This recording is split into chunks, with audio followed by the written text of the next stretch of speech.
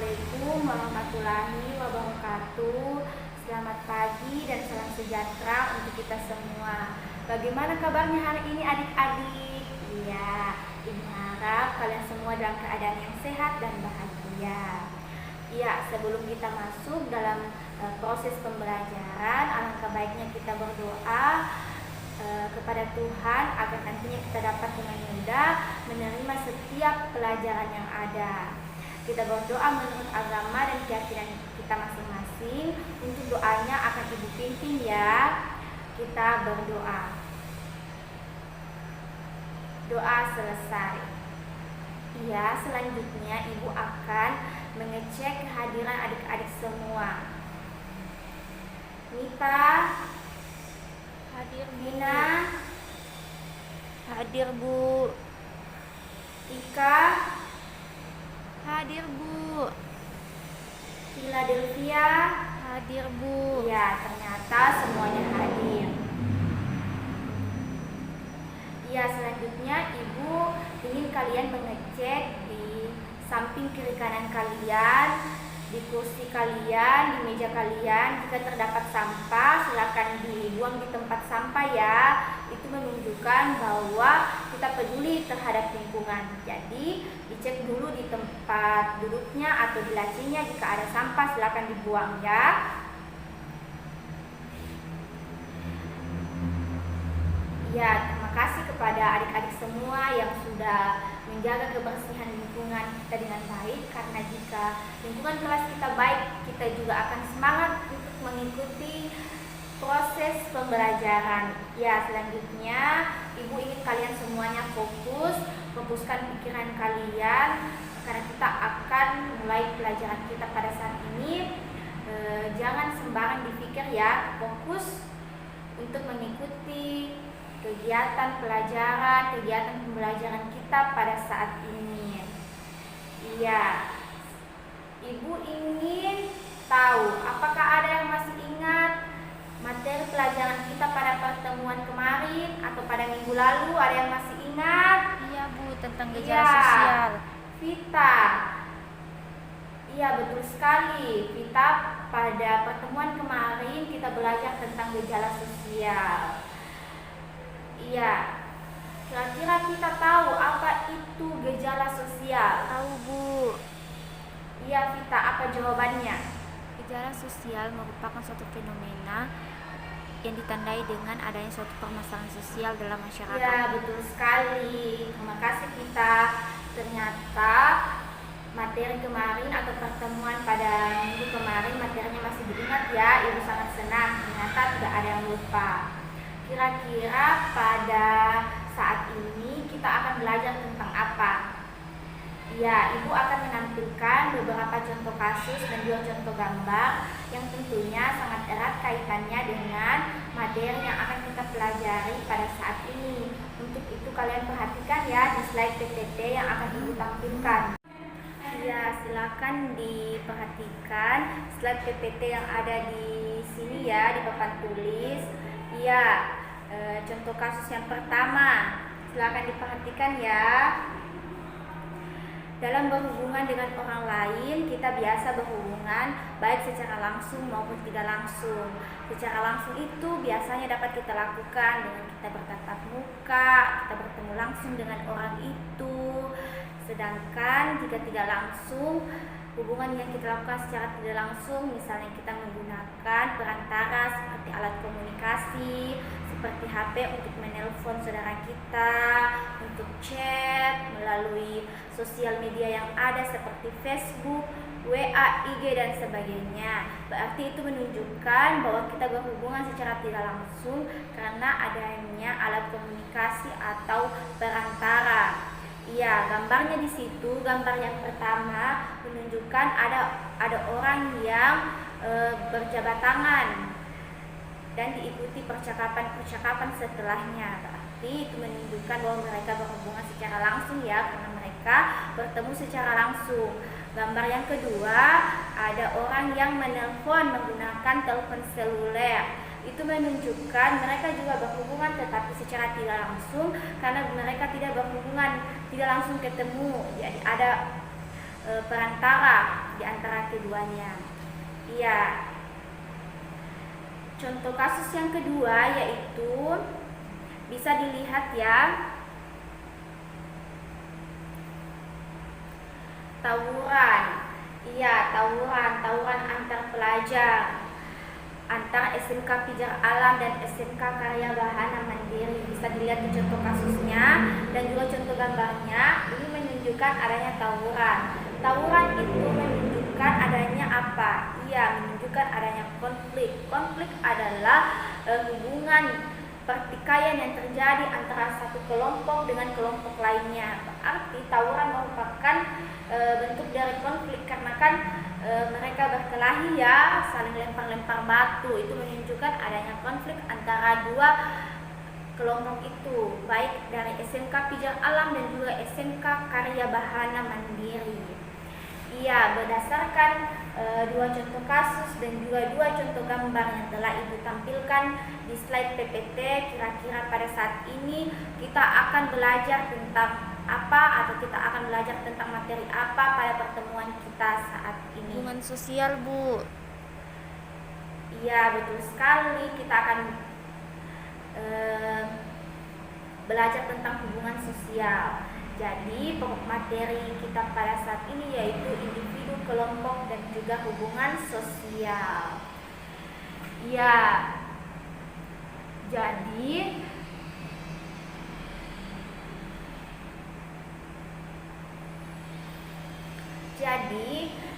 Ibu harap kalian semua bisa sungguh-sungguh ya untuk mengikuti setiap materi yang akan Ibu sampaikan nantinya dan juga yang akan kalian diskusikan nanti, karena kunci kesuksesan yaitu jika kita semua bersungguh-sungguh dalam mengikuti setiap pelajaran yang ada. Dan juga adapun tujuan pembelajaran kita pada saat ini kalian bisa lihat di PPT yang Ibu tampilkan.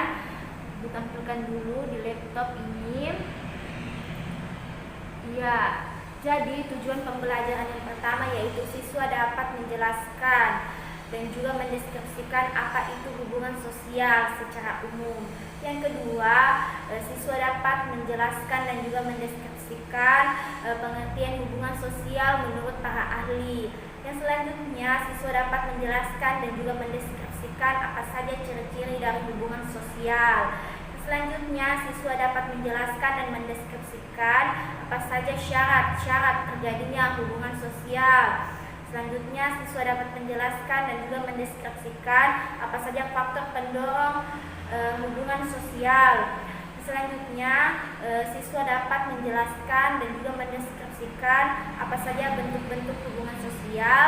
Selanjutnya, siswa dapat menjelaskan dan mendeskripsikan apa dampak positif hubungan sosial, dan yang terakhir siswa dapat menjelaskan dan mendeskripsikan apa saja dampak negatif dari hubungan sosial itu sendiri.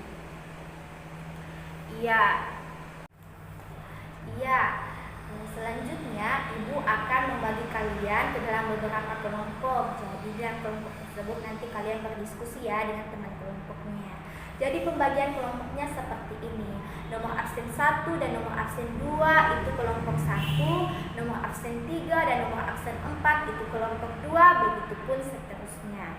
Iya, setelah pembagian kelompok, Ibu akan menjelaskan beberapa materi sekaitan dengan materi kita pada saat ini, yaitu hubungan sosial, individu, kelompok, juga hubungan sosial. Yang pertama yaitu pengertian hubungan sosial secara umum.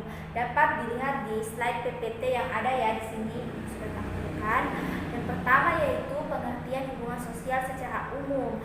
Hubungan sosial merupakan interaksi antar individu dengan individu, individu dengan kelompok, dan kelompok dengan kelompok, dan di mana hubungan tersebut saling mempengaruhi. Iya, hubungan sosial ini juga sering dinotasikan dengan interaksi sosial. Ya, poin yang kedua yaitu Ibu akan ganti slide PPT-nya ya di laptop. Yang kedua, poin kedua yaitu pengertian hubungan sosial menurut para ahli. Bisa diperhatikan. Iya. Yang pertama yaitu atau tokoh yang pertama atau ahli yang pertama yaitu menurut Surjono Sukanto.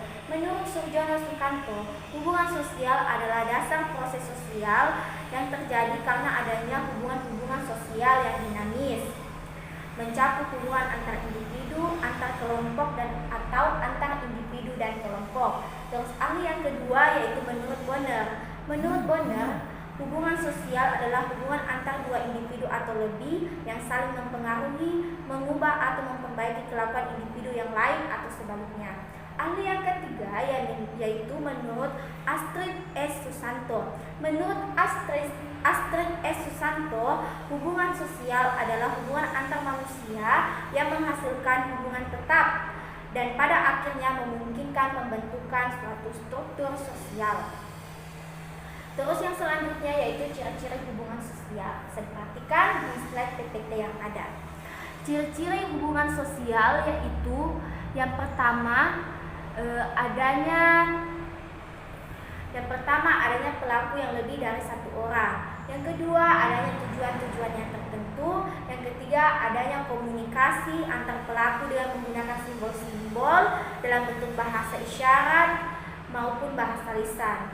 Terus yang keempat yaitu adanya dimensi waktu baik pada masa lalu, masa kini, dan masa yang akan datang. Yang selanjutnya, syarat-syarat terjadinya hubungan sosial bisa dilihat di sini. Menurut Surjono Sukanto, ada 2 syarat terjadinya hubungan sosial. Yang pertama yaitu adanya kontak sosial, bisa diperhatikan di sini ya, sudah ganti tadi slide PPT-nya. Yang kedua adanya komunikasi. Kontak sosial dapat terjadi dalam 3 bentuk. Yang pertama antar orang perorangan, yang kedua antar orang perorangan dengan kelompok, yang ketiga antar suatu kelompok dan kelompok lainnya. Terus yang selanjutnya yaitu, Ibu akan ganti lagi slide PPT-nya, adanya komunikasi. Komunikasi adalah situasi yang menjadikan seseorang memberikan tafsiran pada perilaku orang lain dan perasaan-perasaan apa yang ingin disampaikan kepada orang tersebut. Misalnya kita berkomunikasi tentang misalnya kita curhat kepada teman kita bagaimana perasaan kita, begitu curhat tentang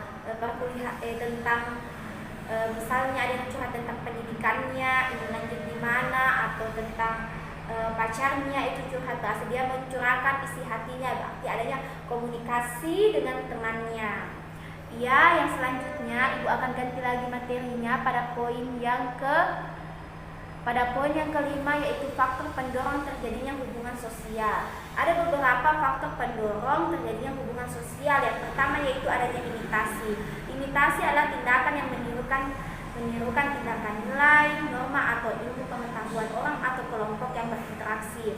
Imitasi ini ada 2 sifatnya. Yang pertama imitasi yang positif, yang kedua imitasi negatif. Imitasi positif yaitu jika mendorong seseorang untuk melakukan dan memenuhi kaidah-kaidah yang berlaku. Misalnya dia bertindak atau dia meniru seseorang tapi yang baik-baik saja. Misalnya bagaimana dia menirukan artis idolanya, bagaimana cara bernyanyi dengan baik, begitu. Jadi dia kan sesuai dengan nilai dan norma yang ada di masyarakat, tidak melanggar aturan-aturan yang ada dalam masyarakat. Terus yang kedua, imitasi yang bersifat negatif apabila imitasi ini mengabaikan bahkan melanggar nilai norma aturan-aturan yang ada dalam masyarakat. Ini jelas penyimpangan karena dia melanggar.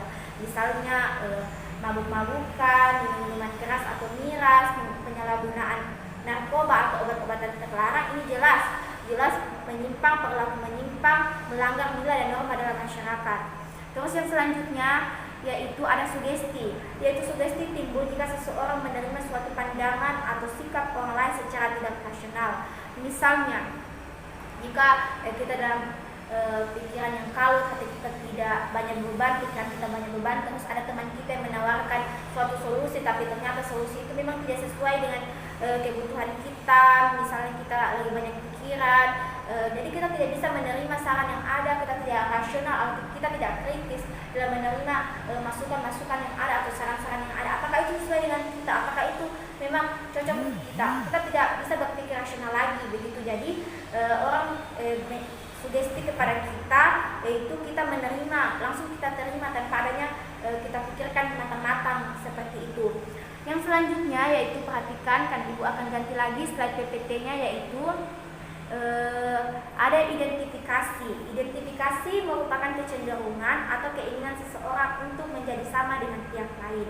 Ini misalnya kayak meniru, lebih lebih mendalam lagi dari imitasi. Misalnya seorang anak yang ingin seperti ayahnya, cara berbicara ayahnya, dia mengikuti cara berpakaian ayahnya, cara bersikap ayah, dia mengikuti semua, berarti itu identifikasi yang proses peniruan yang lebih mendalam karena dia punya keinginan atau kecenderungan sama seperti orang yang dia ingin ikuti. Contohnya tadi itu anak yang mencontohi ayahnya yang lebih mendalam. Terus yang selanjutnya itu ada simpati. Simpati adalah suatu proses yang menjadikan seseorang merasa tertarik kepada orang lain. Misalnya ada teman kita yang tertimpa musibah, misalnya kebakaran rumahnya, bahkan kita merasa kasihan. Oh, kasihan dia terbakar rumahnya, begitu. Ada rasa kita tertarik kepada dia, kita ikut sedih karena dia terkena musibah, tertimpa musibah, yaitu kebakaran. Yang selanjutnya yaitu ada empati. Empati adalah proses interaksi seseorang disertai dengan aksi nyata. Dengan aksi nyata, contohnya ketika ada bencana banjir, kita misalnya bencana banjir atau tsunami begitu, kita merasa kasihan terhadap korban banjir itu, jadi kita memberikan sumbangan, misalnya sumbangan dalam bentuk uang dan juga dalam pakaian bekas. Bahkan ada tindakan nyata atau ada aksi nyata yang kita tunjukkan kepada korban bencana alam itu. Misalnya ada uang kita kasih, uang kita kumpulkan, kita sumbangkan pakaian bekas.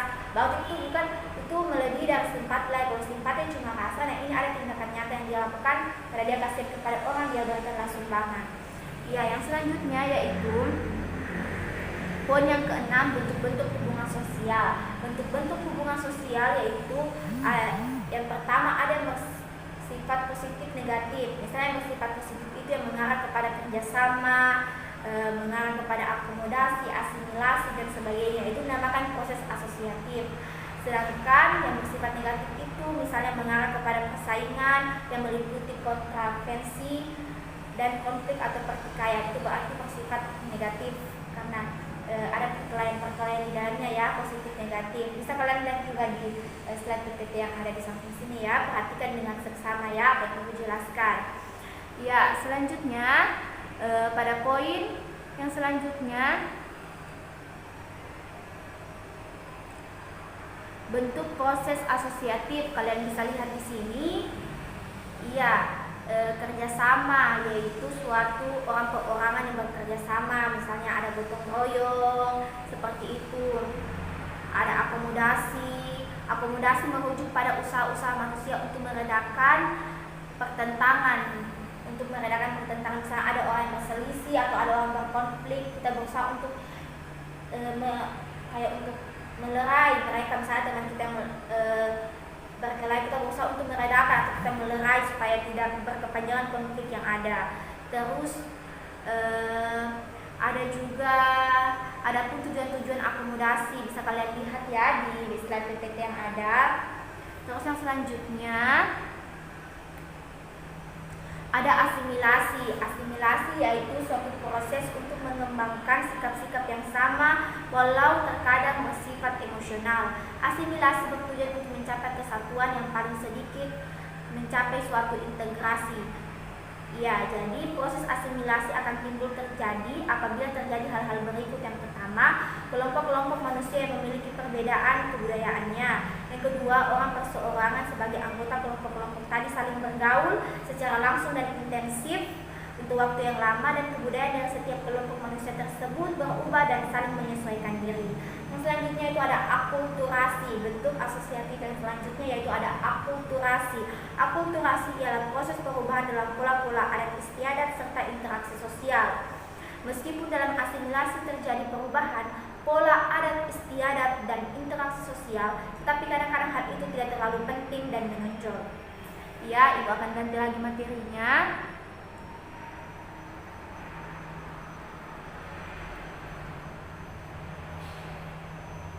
Yang selanjutnya, proses-proses disosiatif yang meliputi contravention atau kontroversi dan pertikaian atau konflik. Yang pertama yaitu persaingan. Persaingan adalah satu proses sosial ketika orang perorangan atau kelompok-kelompok manusia yang saling mencari keuntungan melalui berbagai bidang-bidang kehidupannya. Misalnya saja ya, persaingan antara anggota dewan, calon anggota dewan yang ingin maju menjadi pemimpin anggota dewan DPRD misalnya, mereka biasa itu melakukan persaingan, ada persaingan, oh jadi siapa nanti mereka bersaing bisa maju, bisa mendapat kursi untuk terpilih menjadi anggota dewan. Begitu biasa mereka melakukan persaingan ini, gimana persaingan itu nanti ada yang licik, ada yang berusaha menjatuhkan pihak lawan. Jadi ada persaingan di dalamnya untuk meraih kursi tersebut. Begitu, jadi ada persaingan yang dimana persaingannya itu kadang bukan persaingan yang sehat, karena mereka saling menjatuhkan, menyebarkan berita bohong. Oh ternyata kalau ini si ini bapak ini begini menceritakan kebohongan atau hoax, jadi masyarakat mudah terpengaruh. Nah ini yang persaingan yang bersifat yang tidak sehat, begitu. Yang selanjutnya itu ada contravention atau kontroversi, adalah suatu bentuk proses sosial yang berada antara persaingan dan konflik dan ditandai dengan gejala-gejala adanya ketidakpastian mengenai diri seseorang atau suatu rencana dan perasaan yang tidak suka disembunyikan, kebencian atau keraguan terhadap kepribadian seseorang. Terus yang ketiga ada konflik. Konflik adalah suatu proses sosial ketika orang perorangan atau kelompok manusia berusaha untuk memenuhi kebutuhannya disertai dengan ancaman dan atau kekerasan. Misalnya ada konflik antara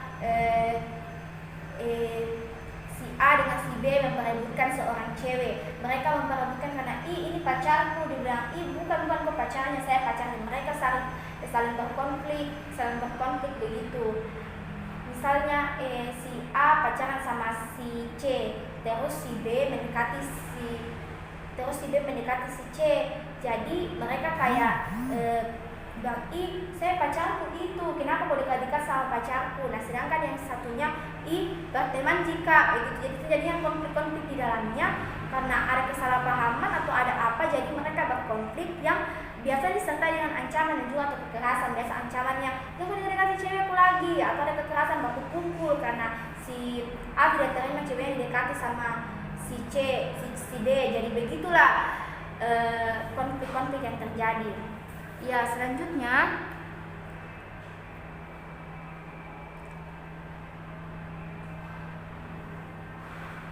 itu dampak-dampak hubungan sosial. Yang pertama ada dampak positif. Dampak positifnya itu mendorong masyarakat untuk berpikir maju. Yang selanjutnya mempererat persahabatan antar warga. Yang ketiga memunculkannya tali persaudaraan, mendorong terwujudnya demokrasi. Terus selanjutnya meningkatkan pertumbuhan ekonomi, membentuk kebutuhan masyarakat, mempermudah proses enkulturasi. Hubungan sosial dapat mempermudah diskusi.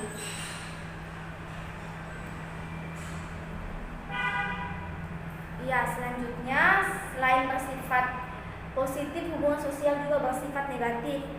Ada juga dampak negatif dari hubungan sosial itu sendiri. Yang pertama dapat menimbulkan ketegangan sosial, pertengkaran sosial ataupun konflik sosial. Misalnya perseteruan dalam suatu organisasi, misalnya ada perbedaan pendapat begitu antara ketua dengan sekretaris sehingga mereka cekcok, dan organisasi tersebut misalnya dalam organisasi OSIS ada pertentangan begitu, ada perbedaan pendapat sehingga menimbulkan konflik antara ketua OSIS dengan sekretarisnya dan sebagainya. Misalnya itu dalam lingkup organisasi. Yang kedua dapat menimbulkan persaingan yang tidak sehat. Misalnya tadi itu yang ingin mencalonkan diri menjadi anggota dewan, jadi mereka menghalalkan segala cara menjatuhkan pihak lawan dengan menyebarkan berita-berita bohong sehingga masyarakat mudah terpengaruh. Itu bersifat tidak sehat, persaingan yang tidak sehat begitu, karena dia ingin maju menjadi anggota dewan, dia menyebarkan berita bohong tentang lawannya. Itu tidak baik karena itu berusaha menjatuhkan pihak lawan, tapi caranya yang tidak sehat. Malah kita bersaing secara sehat, jangan dengan cara yang kotor. Nah selanjutnya itu dapat memunculkan sikap atau sifat otoriter atau kekuasaan. Ya setelah ibu memberikan juga materi berkaitan dengan materi hubungan sosial, individu, kelompok, dan juga hubungan sosial. Sekarang tiba saatnya ibu akan mengarahkan kalian untuk membaca buku paket ya, buku wajib sosiologinya kelas 10 pada bab 2 pada materi individu, kelompok, dan hubungan sosial. Silakan kalian baca materi tersebut. Setelah itu Setelah kalian baca bab 2 tersebut, silakan kalian menulis rangkuman. Menulis rangkumannya ini tidak usah terlalu banyak, cukup setengah halaman saja ya di buku tugasnya atau di buku tulisnya. Poin-poin pentingnya rangkuman. Ya, apakah sudah paham? Iya, Ya, Bu. selamat bekerja. Ya, setelah kalian selesai menuliskan rangkuman, jadi ibu akan mengarahkan kalian. Tadi kan kalian sudah mendengarkan pemaparan materi yang telah ibu sampaikan, kemudian juga sudah membaca buku paket. Pasti akan ada pertanyaan-pertanyaan yang timbul dalam benak kalian. Oh, apa faktor ini, atau apa faktor pendorong ini, atau apa yang menghambat terjadinya hubungan sosial. Jadi tuangkan pertanyaan-pertanyaan itu. Jadi kalian kumpulkan pertanyaan-pertanyaan itu. Jadi ini menjadi tugas kelompok. Kalian tuliskan dalam lembar kerja yang telah ibu berikan sebelumnya. Kalian tulis pertanyaan-pertanyaan itu ke dalam lembar kerja. Jadi setelah kalian menuliskan pertanyaan-pertanyaan dalam lembar kerja itu, silakan kalian membaca lagi sejumlah buku. Jadi kalian membaca sejumlah buku, baik itu artikel atau buku paket yang berkaitan dengan materi kita saat ini, atau referensi-referensi yang relevan dengan materi individu, kelompok, dan juga hubungan sosial. Jadi kalian lagi cari data atau informasi sekaitan dengan pertanyaan yang telah kalian buat sebelumnya. Setelah kalian mencari informasi atau data mengenai pertanyaan tersebut yang sudah kalian tulis pada lembar kerja, silakan kalian bersama dengan teman-teman kelompok kalian untuk mendiskusikannya, apa jawaban yang tepat atau jawaban yang sesuai dengan pertanyaan itu. Jadi kalian diskusikan dengan temannya. Jika kalian tidak mengerti, misalnya kalian tidak mengerti tentang apa tadi yang ibu sampaikan, atau ada kalian tidak mengerti tentang mekanismenya ini, silakan kalian tanyakan pada ibu. Nanti ibu akan arahkan atau akan bimbing. Seperti itu. Apakah paham? Paham, Bu. Ya, selamat bekerja. Ya, setelah kalian berdiskusi dengan temannya untuk mencari jawaban tadi atas pertanyaan yang sudah kalian temukan atau kalian identifikasi sebelumnya, jadi tiba saatnya kalian untuk mempresentasikan kepada teman-temannya yang lain hasil diskusi kalian. Cukup satu orang dari satu kelompok saja, perwakilan satu orang dari satu kelompok saja untuk mempresentasikan hasil diskusinya dengan teman kelompoknya. Jadi kita mulai dari kelompok pertama. Ya, kepada kelompok 1 silakan untuk mempresentasikan hasil diskusinya, satu orang saja ya. Sudah siap? Ya, jika sudah siap silakan untuk mempresentasikan hasil diskusinya. Di tempatnya saja dipresentasikan ya, di tempat duduknya. Ya. Saya Okmulia dari kelompok 1 akan mempresentasikan hasil diskusi kami dari kelompok 1 mengenai faktor yang menyebabkan asimilasi. Yang pertama, kelompok-kelompok manusia yang memiliki perbedaan kebudayaan. Yang kedua, orang perseorangan sebagai anggota kelompok-kelompok tadi saling bergaul secara langsung dan intensif untuk waktu yang sama. Yang ketiga, kebudayaan diri setiap kelompok manusia tersebut berubah dan saling menyesuaikan diri. Terima kasih. Ya, itulah pemaparan materi dari kelompok 1. Jika ada yang ingin bertanya atau menanggapi silakan. Nanti juga akan dijawab oleh kelompok 1 dan akan ditanggapi oleh kelompok 1. Ibu juga nanti akan bantu menjawab, dan juga teman-teman yang lain jika ada yang tahu silakan untuk menjawab dan juga menanggapi. Dan jika ada pertanyaan yang ingin kalian tanyakan kepada ibu juga silakan. Ya, jika sudah tidak ada tanggapan, ibu ucapkan banyak terima kasih kepada kelompok yang sudah tampil mempresentasikan hasil diskusinya. Kalian semua hebat, terima kasih ya. Terus selanjutnya ibu akan menyampaikan kesimpulan pada proses pembelajaran kita pada saat ini, khususnya pada materi individu dan juga kelompok dan hubungan sosial. Jadi yang pertama, pengertian hubungan sosial itu sendiri. Pengertian hubungan sosial itu yaitu interaksi antara individu dengan individu, individu dan kelompok maupun kelompok dengan kelompok, dan di mana hubungan ini saling mempengaruhi, dan hubungan sosial ini sering dikonotasikan dengan interaksi sosial. Terus yang kedua, ciri-ciri dari hubungan sosial yaitu adanya pelaku yang lebih dari satu orang. Yang kedua, adanya tujuan-tujuan tertentu. Yang ketiga, adanya komunikasi baik menggunakan simbol-simbol, bahasa isyarat maupun bahasa lisan. Yang keempat, adanya dimensi waktu baik masa lalu, masa kini maupun masa yang akan datang. Terus yang selanjutnya yaitu ada syarat-syarat terjadinya hubungan sosial menurut Sujono Sukanto. Yang pertama yaitu adanya kontak sosial, adanya komunikasi. Bisa juga dilihat di slide PPT. Terus yang keempat yaitu faktor pendorong terjadinya hubungan sosial, ada imitasi, ada sugesti, ada identifikasi, ada simpati, ada empati. Terus bentuk-bentuk hubungan sosial ada dua, ada yang bersifat asosiatif yang mengarah kepada kerjasama, sedangkan ada yang bersifat disosiatif yang mengarah kepada konflik, pertikaian, perkelahian dan sebagainya. Terus ada juga dampak-dampak dari hubungan sosial itu sendiri. Yang pertama ada dampak negatif dan juga ada dampak positif. Bisa kalian lihat di PPT-nya, Ibu akan tampilkan juga. Jadi dampak positif dari hubungan sosial itu yang pertama adanya mendorong masyarakat untuk berpikir maju, mempererat persahabatan antar warga, memunculkan adanya pembagian kerja dalam masyarakat, mendorong terwujudnya demokrasi. Terus dampak positif selanjutnya yaitu meningkatkan pertumbuhan ekonomi, membentuk kebutuhan masyarakat, mempermudah proses enkulturasi dan mempermudah hubungan difusi. Terus selain berdampak positif, hubungan sosial juga memiliki dampak negatif. Yang pertama dapat menimbulkan ketegangan atau pertengkaran atau konflik sosial. Yang kedua dapat menimbulkan persaingan yang tidak sehat. Dan yang ketiga dapat memunculkan sikap atau sifat otoriter. Ya, itulah kesimpulan proses pembelajaran khususnya pada materi individu, kelompok, dan hubungan sosial pada saat ini. Iya, Ibu ingin bertanya apakah dalam proses pembelajaran ini ada kendala-kendala atau ada masalah-masalah yang kalian temui? Ya, ada Bu. Oh iya, jika tidak ada, Ibu juga akan mengingatkan kalian jangan lupa untuk mengerjakan tugasnya ya. Tugasnya itu ada di buku paket. Ada pilihan ganda 20 nomor dan esai 5 nomor yang pada materi individu, kelompok, dan hubungan sosial. Kalian kerjakan pilihan ganda dan esai itu akan dikumpul pada pertemuan selanjutnya atau akan dikumpul pada pertemuan minggu depan. Jangan lupa dikerjakan ya, pilihan gandanya 20 nomor sama esainya 5 nomor. Jangan lupa dikerjakan ya adik-adik.